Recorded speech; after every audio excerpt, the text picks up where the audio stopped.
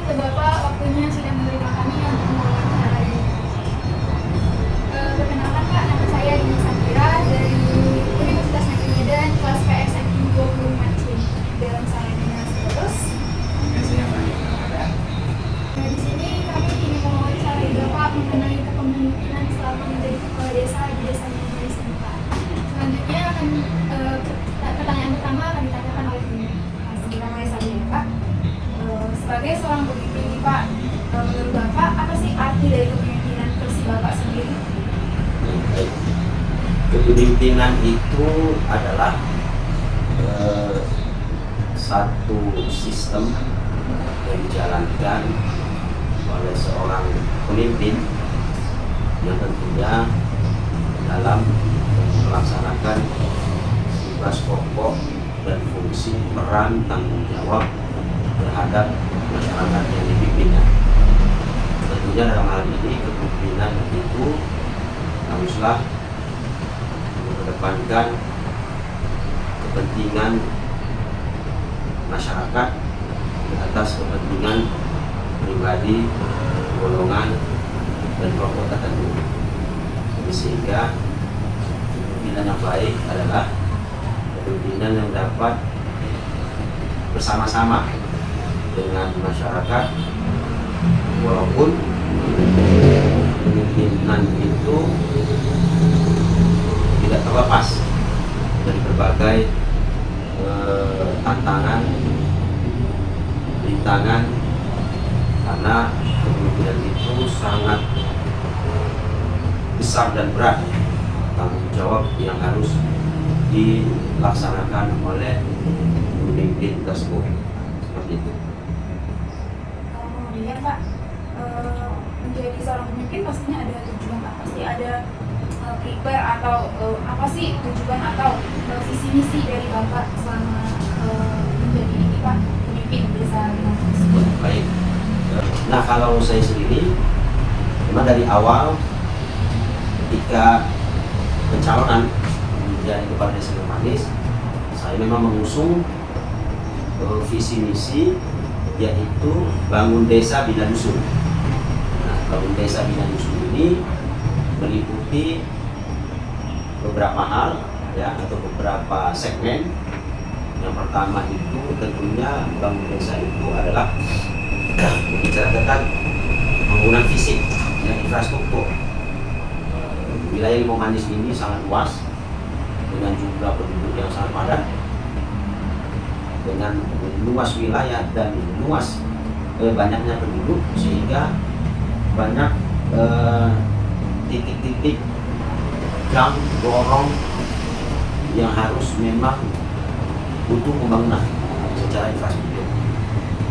Begitu juga mungkin pembangunan adalah sumber daya alamnya, ya, pembangunan SDA, sumber daya alam yang memang bagaimana dapat dari potensi-potensi sumber daya alam yang ada di Limau Manis, dan tentunya itu juga menjadi target. Ya, yang ketiga itu adalah pembangunan kualitas masyarakatnya, yaitu SDM ya, sumber daya manusia. Karena tidak terlepas kalau seandainya kita membangun fisik, ya, membangun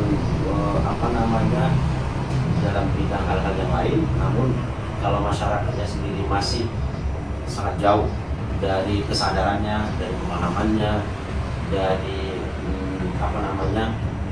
kualitasnya, maka tentunya pembangunan secara fisik itu juga tidak akan berarti, tidak akan bisa berkelanjutan. Ya. Kemudian bina dusun, bagaimana pemerintah desa itu dapat melakukan pembinaan-pembinaan dalam bidang sosial, kemasyarakatan, dan keagamaan. Ya, contoh, kita juga berupaya baik dalam bidang olahraga, dalam bidang sosial masyarakat, dalam bidang keagamaan, dengan beberapa kegiatan-kegiatan ya, termasuk juga kebudayaan, yang itu memang sifatnya dia menumbuh kembangkan kesadaran, kemudian menumbuh kembangkan tradisi-tradisi yang tentunya tradisi baik, ya. Contoh misalnya gotong royong, meningkatkan kepedulian, perhatian, dan hal-hal lainnya yang memang ini harus, karena semakin hari tantangan terhadap pergeseran nilai-nilai keluhuran, nilai-nilai norma sosial, agama dan budaya itu sangat terkikis, tergerus, bahkan anjlok. Bagaimana karakter mental khususnya dari anak-anak kita ya, yang sangat menjadi tantangan itu adalah untuk generasi muda kita. Banyak sekali sekarang berkembang bentuk-bentuk kenakalan remaja, contoh geng motor, ya, narkoba, apa namanya, judi online, ya, kecanduan handphone gitu ya, dan segala ininya ya, dan hal-hal lain. Nah, ini memang sangat menjadi tantangan yang perlu perhatian yang khusus desa, yang memang terus berupaya untuk melakukan secara besar. Pakainya adalah bangun desa bina dusun. Nah, seperti itu. Baik Pak, terima kasih. Lalu apa yang berdasari yang paling dasar dalam diri Bapak sehingga Bapak mau menjadi seorang pemimpin? Ya tentunya ada panggilan nurani ya, panggilan jiwa, panggilan nurani ya, dan arti kata kita berupaya semaksimal mungkin dapat berkontribusi, dapat memberikan apa yang kita miliki, apa yang kita mampu, kan itu kan, kemauan, keinginan, dalam arti kata untuk memberikan manfaat ya, seluas-luasnya, sebanyak-banyaknya kepada masyarakat. Walaupun tentulah tidak bisa dipungkiri karena kita juga namanya sifat manusia punya keterbatasan, kekurangan, ketidaksempurnaan ya, dalam artian tidak mampu juga siapapun di antara kita dapat memuaskan ya satu persatu orang. Tapi bagaimana niat kita berangkat dari ingin melakukan perubahan, ingin melakukan perbaikan, kemudian tentunya ada peningkatan. Yang terpenting bekerja dengan tulus, bekerja dengan sekuat tenaga kemampuan kita. Kemudian tentunya kita ya silakan masyarakat menilai, tapi begitu pun kita masih tentunya berserah diri pada Allah Tuhan Yang Maha Esa, karena dialah yang mungkin yang paling benar menilai ya tentang apa yang kita laksanakan. Terkadang niat kita baik, yang kita lakukan baik, tapi kebetulan kebaikan itu tidak dirasakan oleh satu dua orang. Maka satu dua orang itu akan tetap merasa kita tidak melakukan apa-apa, kita tidak melakukan kebaikan apa-apa, karena mungkin yang menerima manfaat itu kebetulan gilirannya orang lain ya, tapi pas orang nggak dapat ribut, padahal kita punya keterbatasan, yang punya apa namanya kuota ya, kuota itu adalah jumlah yang tertentu gitu ya.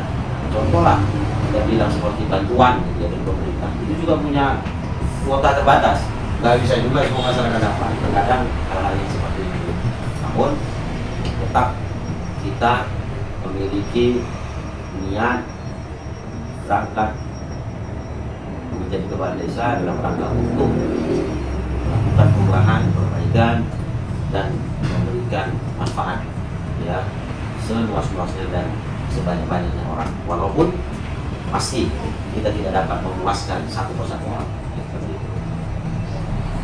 Selanjutnya, selama Bapak menjadi kepala desa di sini, konflik apa saja sih yang sering Bapak temui selama jadi kepala desa? Ya, konflik itu dalam artian begini ya, banyaknya kasus-kasus yang ada di masyarakat ya, yang namanya kasus-kasus di masyarakat itu sangat banyak ya, apalagi tadi di Momanis itu penduduknya terbanyak di Tanjung Morawa ya, desa Momanis adalah penduduk terbanyak di Tanjung Morawa. Maka tentunya semakin banyak orang, maka akan semakin banyak interaksi, semakin banyak berkomunikasi dan hal-hal yang lain, tentunya itu memiliki potensi ya, seperti kalau masalah-masalah di warga itu ya, baik perkara sengketa ya, misalnya tapal batas tanah itu berjiran, oh ini sudah makan tanahmu ini 5 cm 10 cm, oh ini masyarakatnya contoh ya, konflik lain hidup di musik ini nggak tahu waktu, deras, apalagi sekarang banyak orang yang sudah banyak punya speaker portable gitu ya, kadang-kadang susah hati hidup di musiknya, nanti ada yang berlaku. Terus kemudian konflik rumah tangga ya, konflik rumah tangga itu banyak, konflik juga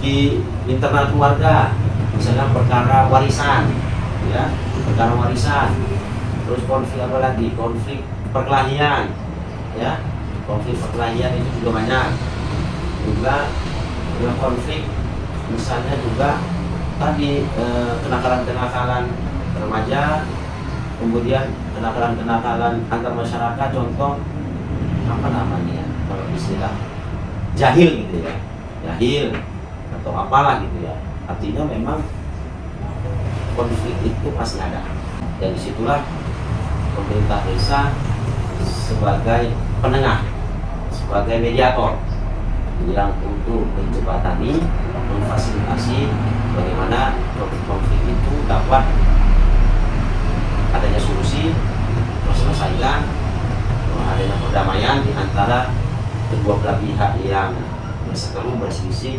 bersengketa atau berkonflik. Ya, banyak konflik itu kalau di masyarakat itu banyak. Ya.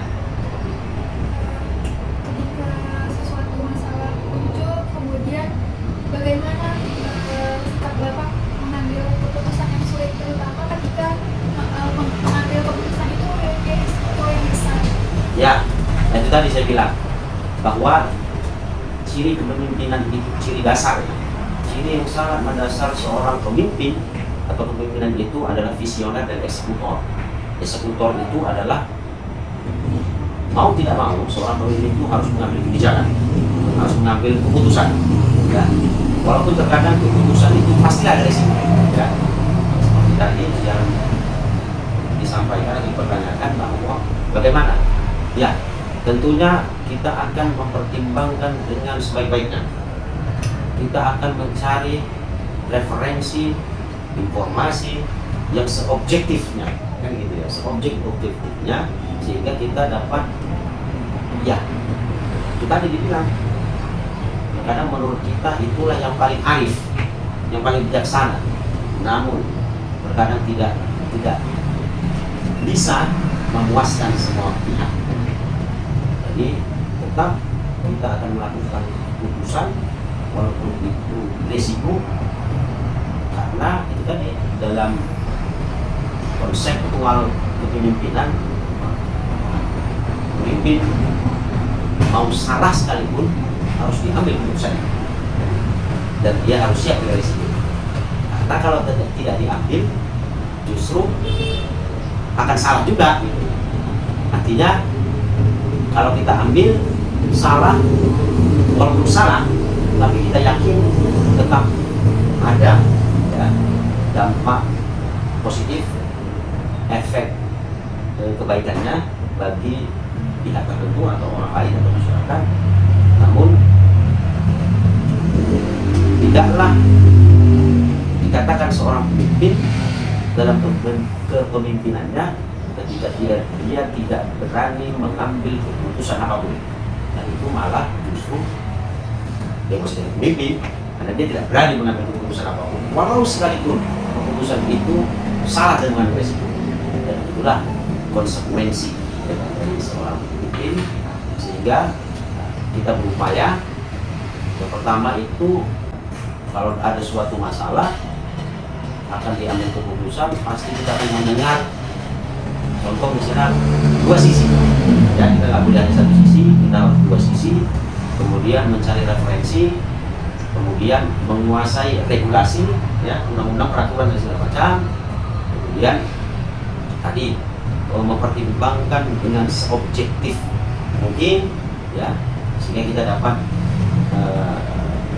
mengeluarkan atau membuat sebuah keputusan kebijakan yang sepengetahuan kita, sekemampuan kita, juga mudah-mudahan itu baik ke depannya.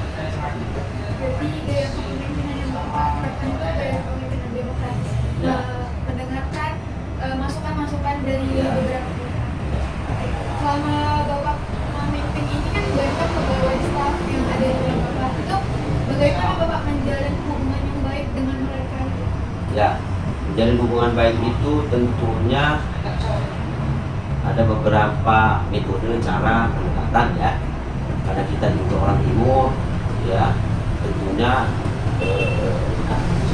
membangun kedekatan itu atau membangun suasana kerja itu lebih tepatnya adalah bagaimana kita bisa menjalin rasa kekeluargaan, ya di antara seluruh perangkat yang ada. Banyak yang sudah dilakukan atau bahkan terus berjalan, ya. Salah satu contoh misalnya adanya arisan kami perangkat desa gitu, ya, setiap sebulan sekali. Kemudian kalau ada orang sakit, ya kan, sakit yang meninggal atau yang hal-hal yang lain secara kebersamaan, bahkan sering kami makan di kantor ini secara bersama. Contoh selain ada arisan juga ada momen misalnya siapa yang ulang tahun buat acara di kantor gitu, ya. Terus juga misalnya kadang ada rezeki, begitu juga saya kan ada rezeki, ada nih entah apa gitu kan, kita buat makan siang kantor kami, terus juga kemudian juga family gathering gitu kan, secara sederhananya gitu, ya, keluar gitu, ya segala macam. Nah itulah yang membangun kebersamaan itu. Nah perlu juga memang harus ada tegas, ya, tegas dalam arti kata memang harus berdasarkan berdasarkan baik atau tidak baik, salah atau benar, tapi bukan berdasarkan suka atau nggak suka. Ya, kalau berdasarkan suka nggak suka, ketika memang kita nggak suka, walaupun dia benar, kadang-kadang kita terbawa nggak suka dari kita, jadi sehingga tidak objektif. Tapi kalau dia berdasarkan baik atau tidak baik, ya, benar atau tidak benar, mungkin itu yang memang harus tegas, ya. Seperti itu. Berarti artinya Bapak itu selalu melibatkan ya Pak staf-staf atau perangkat-perangkat di dalam Ya. pekerjaan. Tentunya. Kalau begitu Pak, tadi kan cara menjalin dengan para staf pegawai-pegawai perangkat desa. Terus bagaimana kalau Bapak ingin menjalin hubungan dengan para warga desa Pak? Jadi agar kepercayaan warga desa terhadap Bapak itu lebih besar, lebih dekat. Ya, tetap namanya seorang pemimpin, apalagi kepala desa, dia memang harus aktif di dalam contoh kegiatan-kegiatan kemasyarakatan, baik itu kegiatan yang memang dibuat oleh pemerintah desa, ada kegiatan yang dibuat oleh dusun, ya masing-masing, ada juga yang kegiatan yang dibuat oleh kelompok-kelompok tertentu, baik yang itu rutin, ya. Ada kegiatan yang rutin di masyarakat, contoh perwiritan, gitu, ya. Contoh dia setiap atau momen-momen tertentu, contoh misalnya ada orang meninggal, ya, kemalangan, takziah, melayan. Kemudian juga nanti kalau di momen-momen tertentu itu kan berdasarkan kegiatan-kegiatannya, contoh kalau di dusun di masyarakat itu nanti musim 17 Agustus ya buat 17 misalnya hadir, musim maulid ya dusun-dusun buat maulid ya saya hadir, kan gitu-gitu ya. Musim Isra Mi'raj ya kita buat kita hadir, diundang gitu, ya. Kemudian juga kalau sebulan sekali itu ada perwiritan ibu-ibu sedesa Limau Manis ya, yang bergiliran dari dusun ke dusun.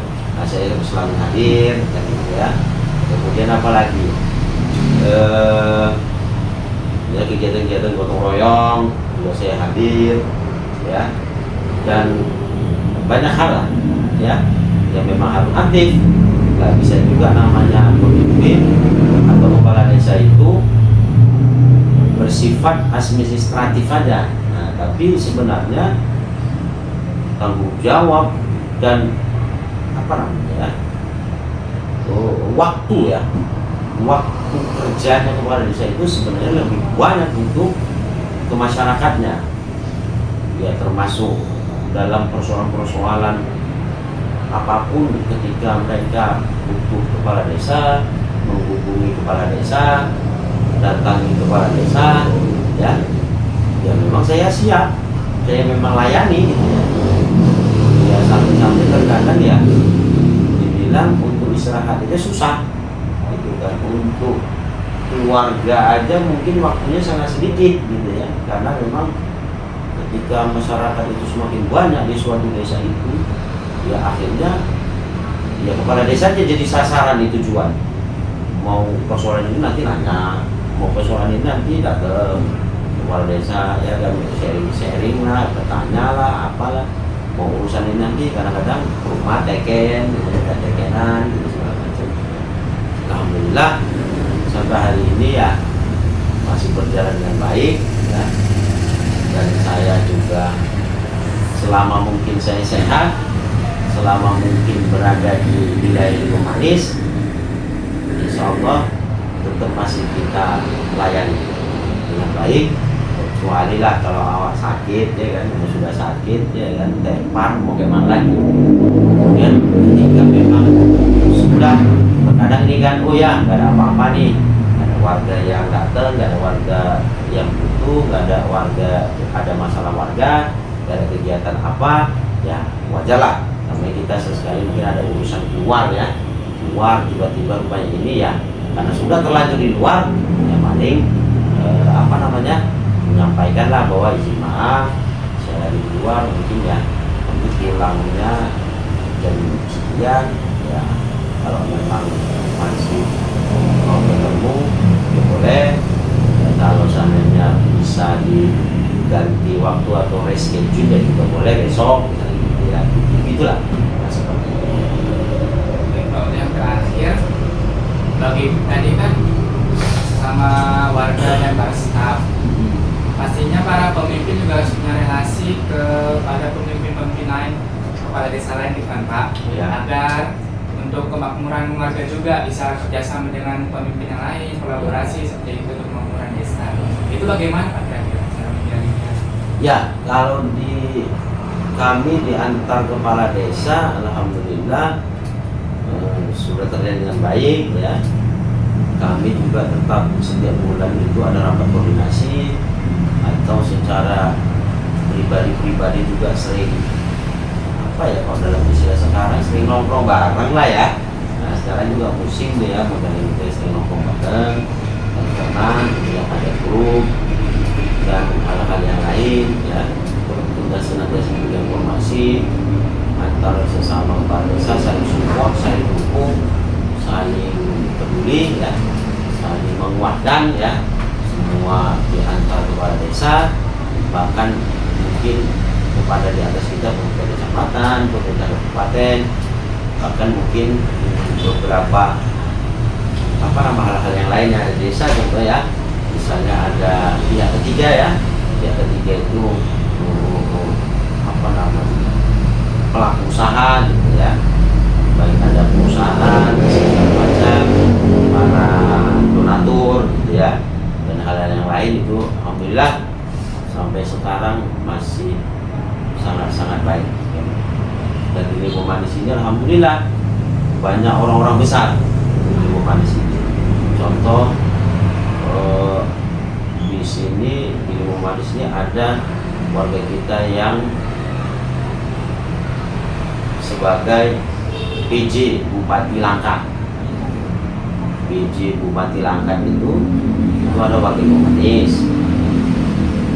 kemudian ada beberapa kepala dinas juga tinggalnya di Rumah Manis gitu ya, dan apa ya, beberapa juga pejabat sebenarnya banyak juga yang tinggal di Rumah Manis. Jadi itu juga tetap hubungan baik dengan mereka, dan insya Allah kedepannya ya kita harapkan kebersamaan ya, dengan kita semua. Memang nggak bisa, karena kita memang sifat dasarnya adalah makhluk sosial gitu ya, masih membutuhkan orang lain dan pihak lain. Pak bilang di sini ada yang mengadakan rapat. Berarti kan setiap staf atau pegawai di sini pasti membicarakan pendapatnya masing-masing. Itu kan pasti berbeda-beda tiap orang. Nah, bagaimana Bapak mengatasi pendapat mereka yang berbeda gitu? Masukan mereka. Ya pastilah cara pandang ya, kemudian kemampuan gitu. Bahkan kalau tidak motivasi dan orientasi ya, seseorang itu pasti berbeda-beda, sehingga seorang pemimpin dituntut untuk mampu menganalisa ya, punya kemampuan analisa yang akurat ya, dan yang tajam, yang brilian gitu ya, sehingga walaupun didasari dengan apa namanya demokrasi ya, siapapun boleh menyampaikan saran pendapat selama saran dan pendapat itu membangun ya, kritiknya adalah kritik yang konstruktif dan produktif ya, sehingga kita terima ya, terima siapapun yang menyampaikan, menyarankan itu baik, sudah pasti itu akan kita terima menjadi mungkin apa referensi ya, referensi untuk dalam berbagai hal program, kebijakan dan lain sebagainya. Pak, sebenarnya nih kan Pak selama memimpin Bapak sudah banyak menghadapi tantangan-tantangan dari internal maupun eksternal. Jadi apa yang menjadi harapan Bapak nih untuk masa depan desa Bapak ini? Ya, harapan yang terbesar adalah sebenarnya membangun manusianya itu yang lebih sulit, membentuk masyarakat itu yang lebih sulit. Kalau hanya berbicara anggaran desa, menghabiskan anggaran desa, menyalurkan, mengelola dan menyalurkan anggaran desa itu mudah, sangat mudah, mudah. Secara logika, ya, yang namanya mengelola, menggunakan, menyalurkan anggaran desa itu yang penting sesuai dengan ya kan SOP regulasinya, mudah ya kan? Tapi memang sangat-sangat berat untuk membangun, membentuk masyarakat itu yang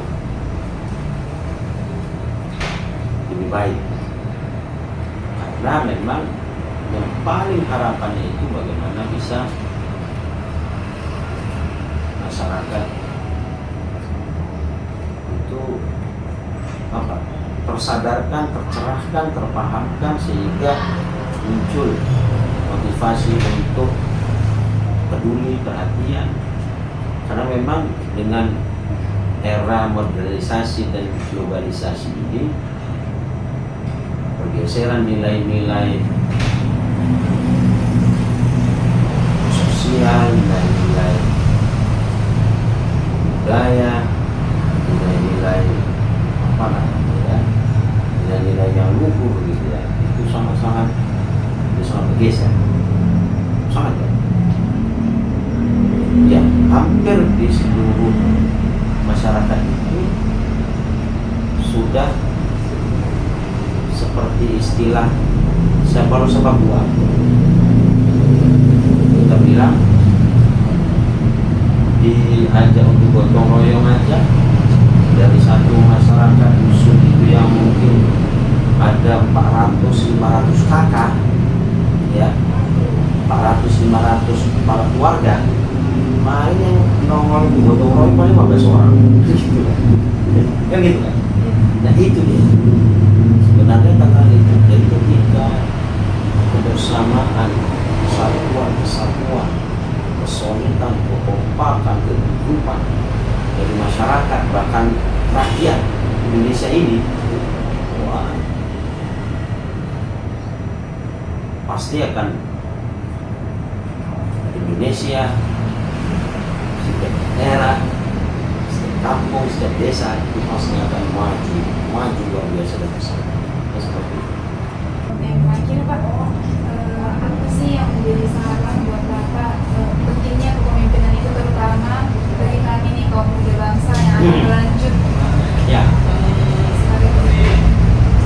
kepemimpinan atau jiwa kepemimpinan itu memang harus ada, ditanamkan dan bersemayam di setiap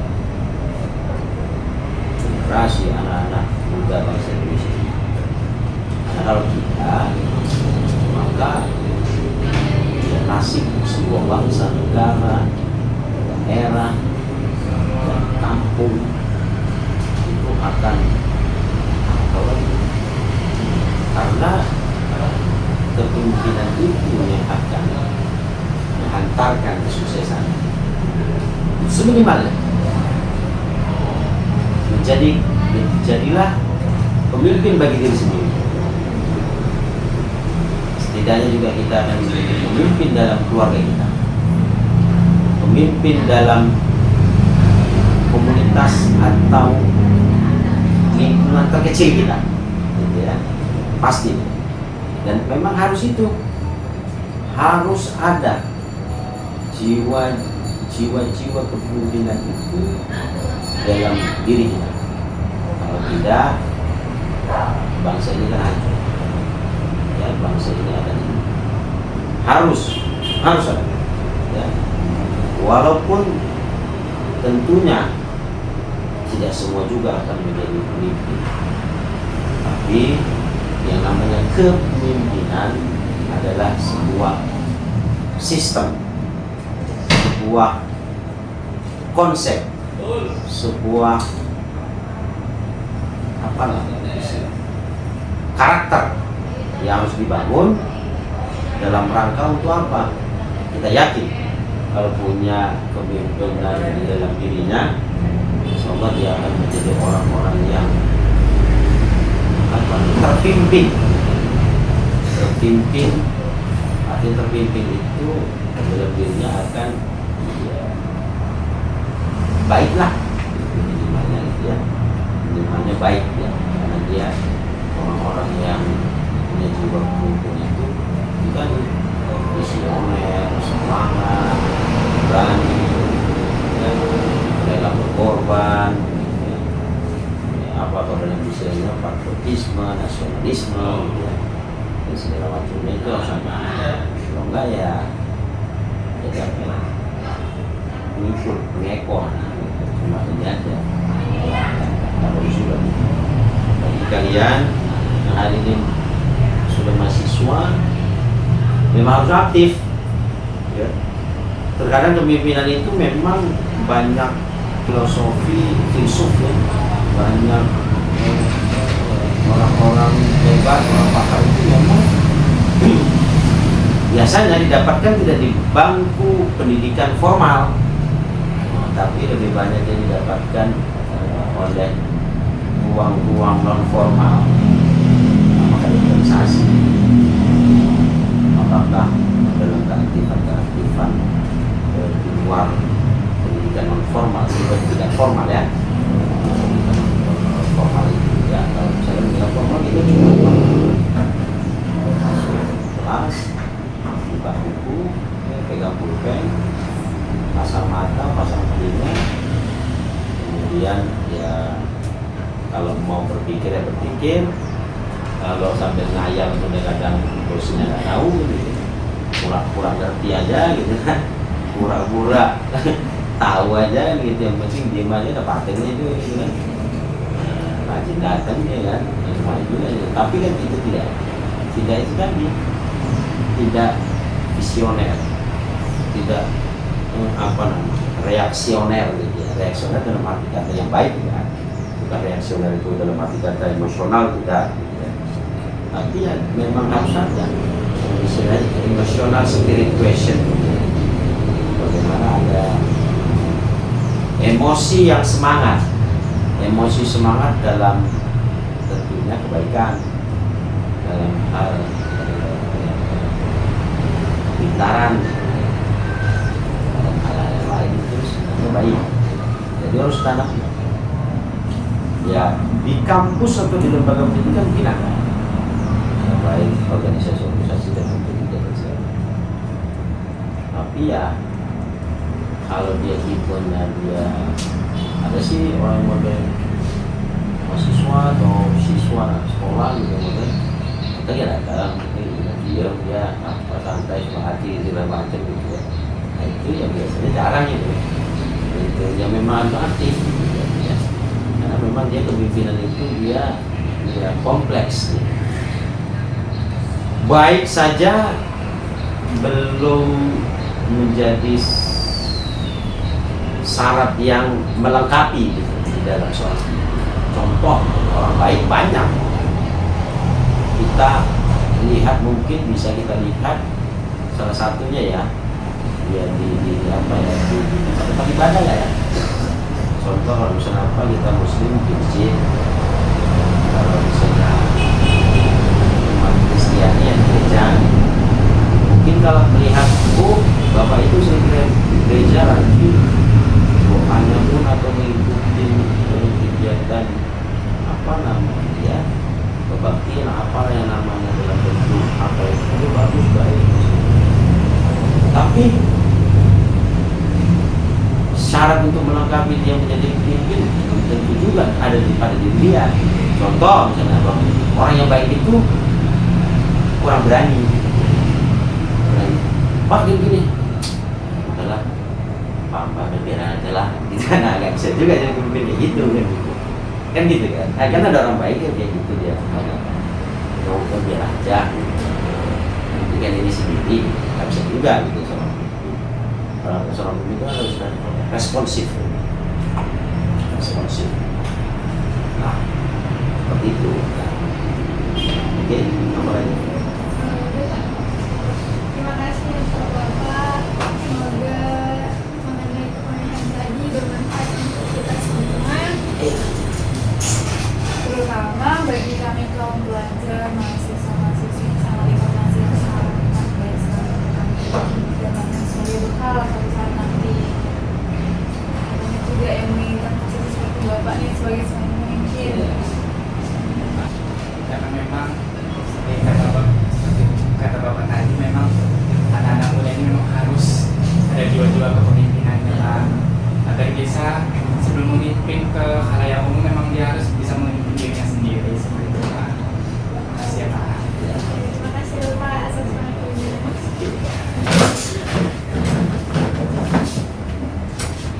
I know